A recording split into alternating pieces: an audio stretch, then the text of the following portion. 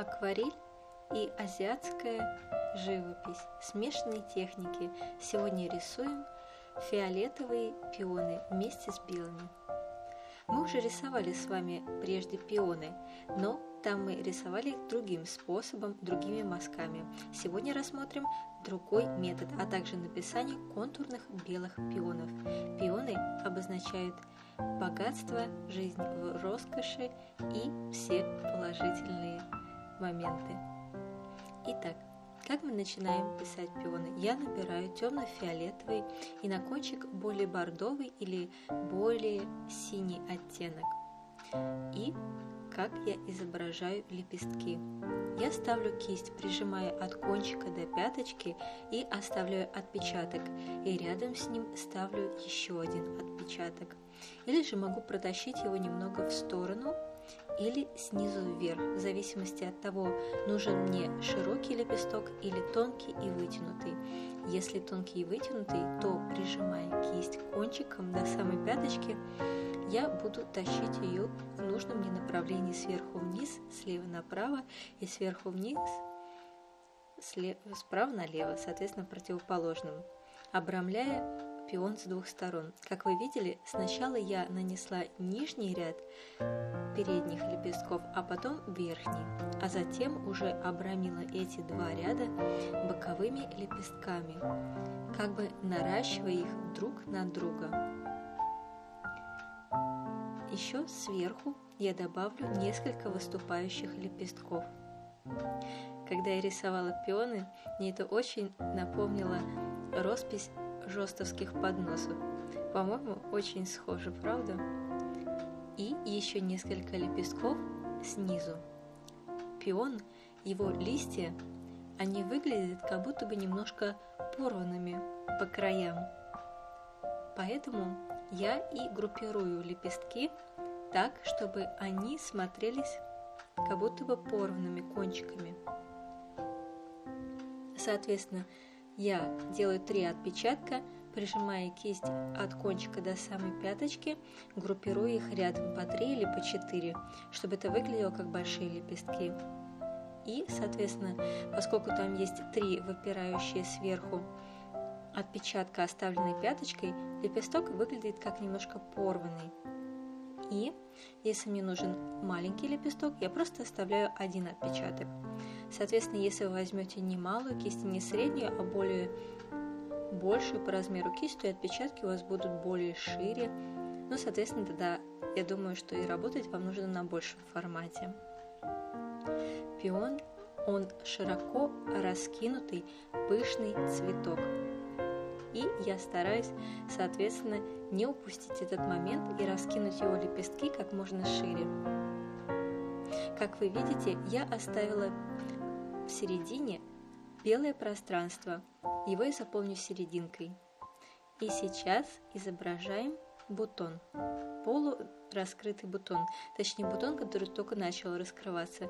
Как вы видите, верхние лепестки я свожу в серединку, чтобы они смотрели в середину, поскольку бутон только начал раскрываться. И еще один фиолетовый цветок, фиолетовый пион, уже более раскрытый и начавший раскидываться в стороны лепестками. Все те же самые мазки, все так же группирую эти мазки, чтобы изобразить листья. Если кисть уже подсохла и краска на ней тоже, то я этим тоже пользуюсь и изображаю несколько рваных лепестков, полупрозрачных, даже отпечатками сухой кисти. Это тоже смотрится красиво. В сочетании с белыми пионами, которые мы будем рисовать контуром, фиолетовые наши пионы будут смотреться как темные выразительные пятна, и они будут очень хорошо подчеркивать друг друга. Фиолетовые пионы мои любимые. Они даже иногда в некоторых местах имеют черный яркий оттенок.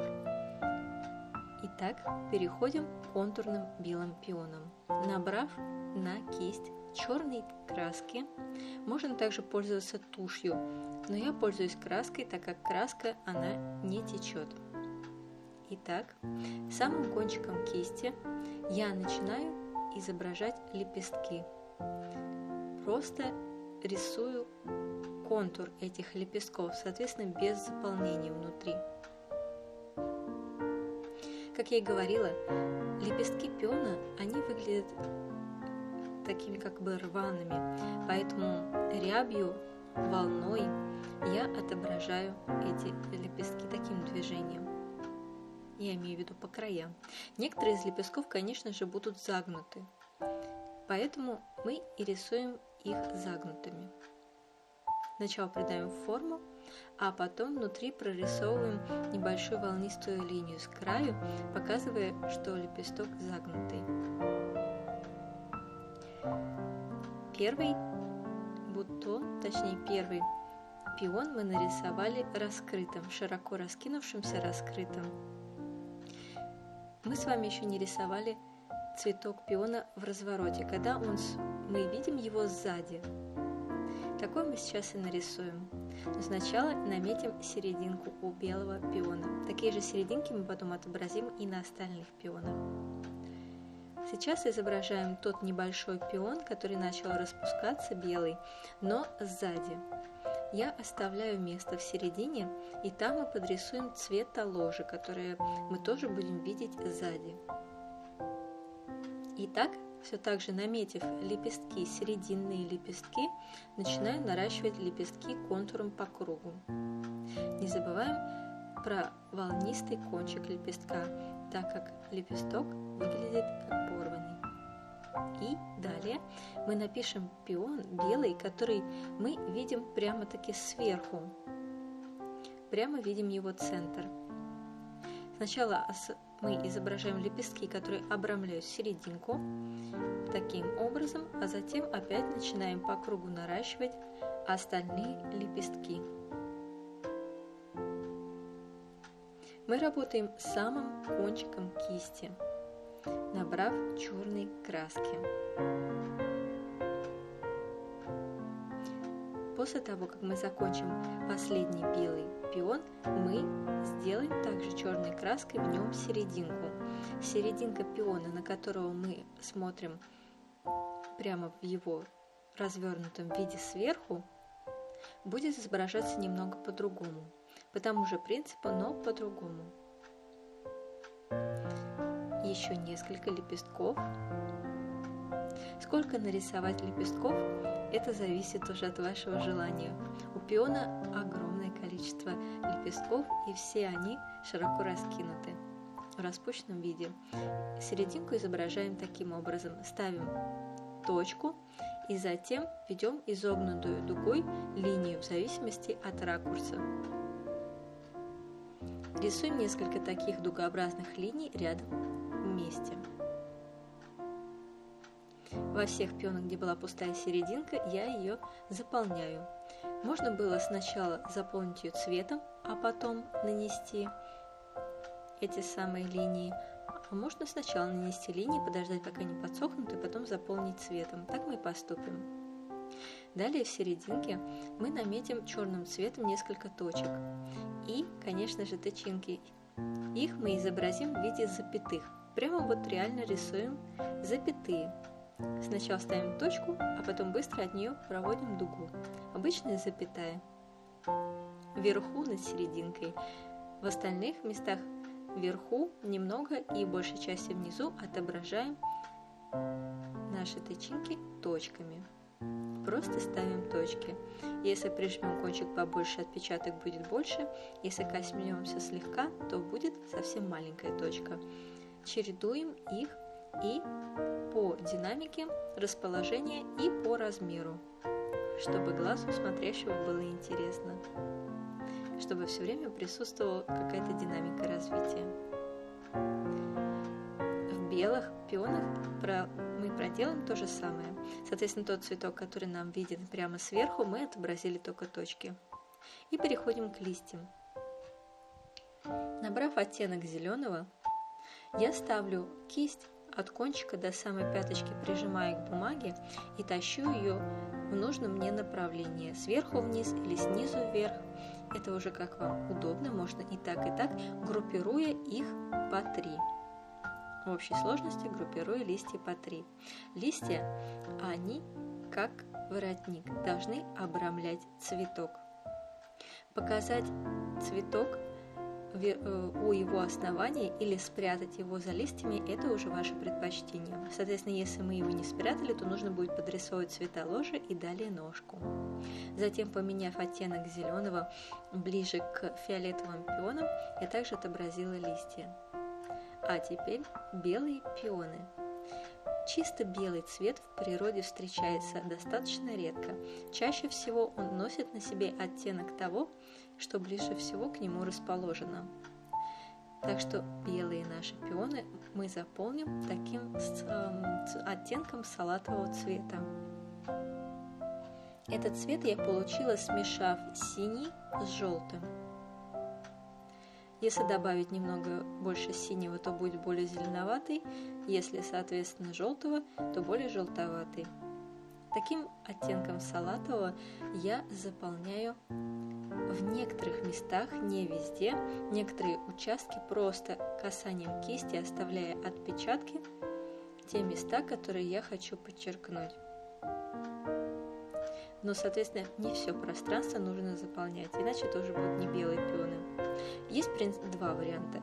Либо мы заполняем оттенком того цвета, ближе к которому белые пионы расположены. Например, если бы я рисовала розовые пионы с белыми пионами, то тогда в белые пионы я бы ввела легкий розоватый оттенок, а уже не салатовый.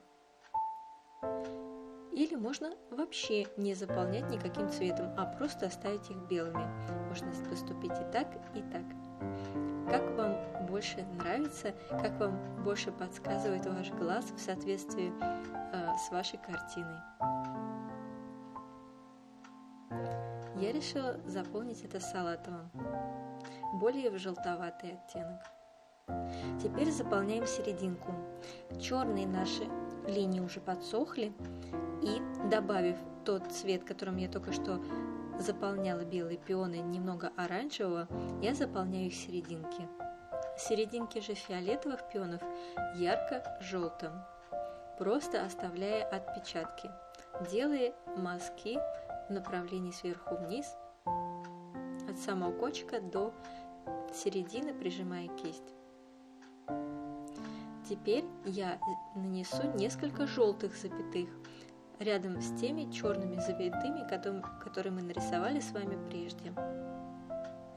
И внизу, вверху были запятые, изображающие тычинки, и вокруг них несколько желтых точек, и внизу обилие желтых точек, чередуя точки, то самым кончиком оставляя отпечатки, то прижимая кисть более, чтобы они были разного размера.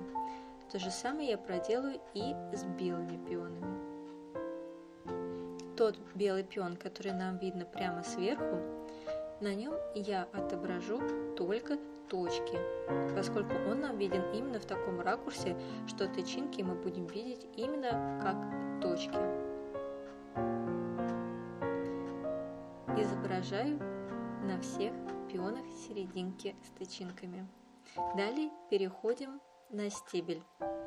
Стебель в этой композиции с пионами мы изображаем так же, как и в предыдущей нашей композиции с пионами, ссылку на которую я оставлю в конце видео. Поставив кисть, прижав ее целиком от кончика до пяточки, я провожу линию вверх, одновременно разворачивая кисть. Но главное, чтобы ее кончик всегда шел за кистью посередине. И делаю движение вверх и немного назад, вверх и немного назад. Тонкие веточки, соответственно, я прорисовываю тем же самым движением вверх и немного назад, но уже самым кончиком кисти. У пиона, который мы видим сзади, мы подрисовываем ножку и цветоложи, оставляя отпечатки кисти по кругу, самый ее кончик, и подводим несколько тонких веточек к листьям.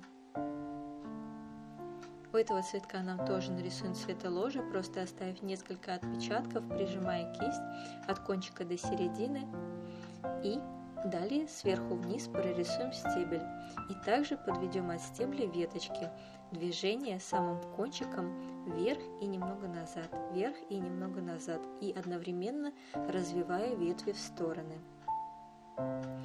И последнее, что нам осталось сделать, это нарисовать прожилки на листьях пионов. Рисовать прожилки или нет, это тоже дело вашего вкуса. Можно оставить их и без прожилок, а можно некоторые выделить, а некоторые оставить в виде просто цветовых пятен. Кончиком кисти, набрав оттенок темного зеленого в соответствии с тем, на каком листе я буду изображать прожилки, я просто рисую линии, одну основную, и к ней подвожу еще несколько.